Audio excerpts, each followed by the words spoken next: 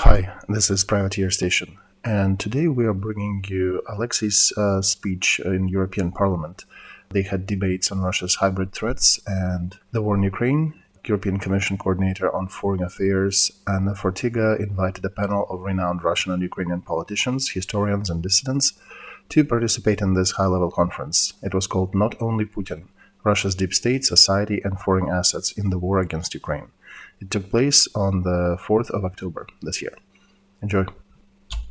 Second important distinguished speaker, Oleksiy Arestovych, who is one of advisors to the President Zelensky, and he is well known also for joint daily blog debates with Mr. Mark Feygin. We have him already in connection. Mr. Arestovych, can you take the floor? Thank you. Yes, I hear you well. Ladies and gentlemen, it is a big honor to speak in front of you. Thank you for this opportunity. I would like to concentrate today on the following. All Putin's rhetoric carries an openly anti-Western content. In his last speeches, when he was signing documents about annexation of Zaporozhye and Kherson regions into Russia, he pronounced there the word West over 20 times, the word Ukraine less than 10. So the main direction of his thought is rather clear.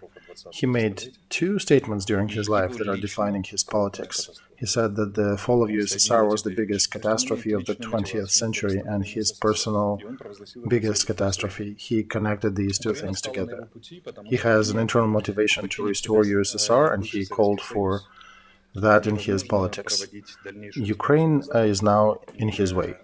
Why? Because without adding Ukraine to his belt, he cannot continue threatening the West with military force. He made it a main tool in his tool set. Even his energy resources were the second factor, relatively speaking. The first was military. Collectively, he sees Europe and the West as weak structures, the main mistake of whom, and that's his opinion, that they preferred comfort and material things to principles. He doesn't believe in people's ability to self-organize, in democratic institutions. He does not believe in the balance of power. He sincerely does not believe that people have a right to opinion and to debate and to different points of view, and that democracy is exactly that, the search for a compromise and consensus as a result of a very difficult process of communication and cooperation. He despises the foundations of Western democracy that, in my opinion, have integral parts as communication and cooperation. And the irony of his destiny is that he graduated from the westernmost university available in the Soviet days, and he worked in the West in Germany. He thinks that to manage the politics and economy of the country, one needs sort of a deep state where a limited group of people need to solve main issues and main concerns on the principle of gangsters gathering. I think his youth in Petersburg has affected these views when he stopped being an officer of KGB and started working in the commercial criminal sector. He carries that throughout his 22 years of his rule, starting with the Second Chechen War, which he enabled by the explosions on the Kashersky highway in Moscow, and assassinating people within Russia, his opponents, outside of Russia as well, Litvinenko, Skripal, and of course projection of military force onto the countries that he considers to be rebels against his regime. In the last few years, he not only started the war in Ukraine, annexed Crimea, he also interjected himself into Syrian conflict. He participated in conflicts in Africa, in conflicts in Mali. He approached locales where Africa is mining uranium and other important resources, and he was supporting local thugs, propping them up and empowering them so they would start playing a role in negotiations with governments and European clients. His main opponent is the West. In his speech, he reiterated that again. He's trying to also appeal to India and China, offering them a union of a sorts against the West, at least ideological union. And the main threat, in my opinion, is emanating from Russian Federation, not only towards Ukraine.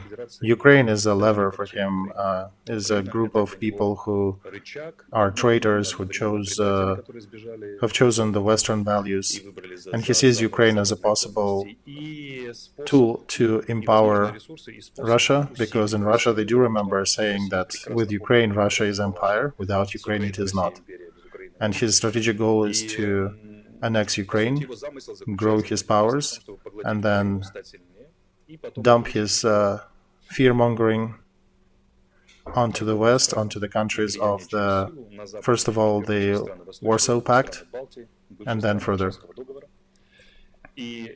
Today, when Putin says that Putin is himself, that he is fighting with the West, he should be believed. When his talking heads are saying that he is fighting the West, he should be believed, because that is exactly what they're told to say. That is exactly what he wants to say. Why it is difficult for the West to understand Putin often? Because he is a Machiavellian character in the worst sense of this meaning. For him, it is all about the balance of power and following the power in his interests. For 22 years, he was not only dumbing down the population of Russia, he was also spoiling them morally. Because people who are confirming and agreeing with murders of women and children and civilians in Ukraine, and we see that, we keep seeing that not only on the level of usual population, not only on the political statements internally in Russia. In the first Chechen war, Russian mothers actually went to pick the bodies of their dead sons and husbands, and nobody stopped them. This war, we have tens of thousands of bodies of their soldiers in refrigerated containers. We kept offering them to take it back. They are refusing on the official level, and not a single mother actually came from Russia trying to get the body back. In my memory, there was only one mother who tried to do that, and he was not allowed by Russian system to do that. So he is betting on fear-mongering.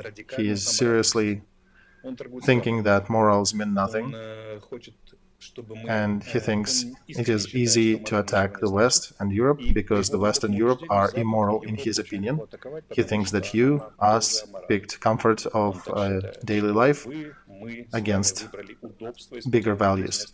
Now, in lieu of the last 7 months, that Ukraine proved that our principles are more important for us than comfort, and more important than threats and fear of possible nuclear conflict, as we're discussing today. He is running out of options. He broke against our readiness to sacrifice ourselves for our values. And he is looking to rise the stakes now to prove. And we are talking about the image of the world, the worldview. My experience shows that the borders of people's achievements are defined by the view of people on this life, by their philosophy. And what he is looking at now, and the way he sees it, is that the West indeed showed some values, but he still considers that these values are not moral and ethical values, but that the West is looking to use them only for the power balance, for geostrategic power things. And he thinks that nuclear threats will be his last lever to push Europe to agree and give him what he wants.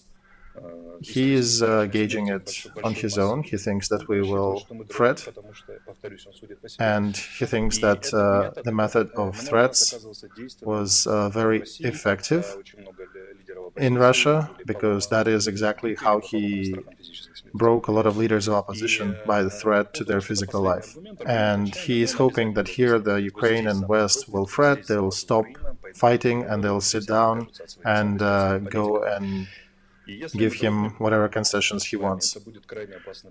If we do that, he crosses the red boundary, the red line, and gets an opportunity to realize everything which he was going for in the last 22 years of his reign. Again, he is selling fear, he is fear-mongering, and he is threatening everybody to achieve his goals. If we do that, we will give him a chance to prove that he is right and to manage countries by force, by fear, and by intimidation, and not by cooperation and communication. That is another reason why we should not let him do that. One more thing. When he was giving that speech before he started the war in Ukraine, there were almost no reasons of economic or political character. He voiced mostly historical arguments, the rights to inheritance of Kievan Rus, Orthodox Christianity, and other arguments that for the rational West would look if France or Germany would start chasing the inheritance of Karl the Great of the times that have passed. This is why it is difficult for the West to understand him, because from a normal standpoint, these are irrational views, and a regular politician is looking for the general good of evaluating the territory he or she represents and looking at the potential, social potential, military potential, economic potential. He does not think like that. He's ready to throw tens of thousands of people into the furnace of war. He's ready to break the laws of war, the conventional laws of war, to achieve goals that are conventionally considered to be irrational. So the same diagnosis which the ambassador of USA to USSR gave describing the Soviet system, which hasn't changed since. It seems to me, and I'm finishing my speech, I think our main task is to not let him. We're here facing a choice of how shall we proceed forward.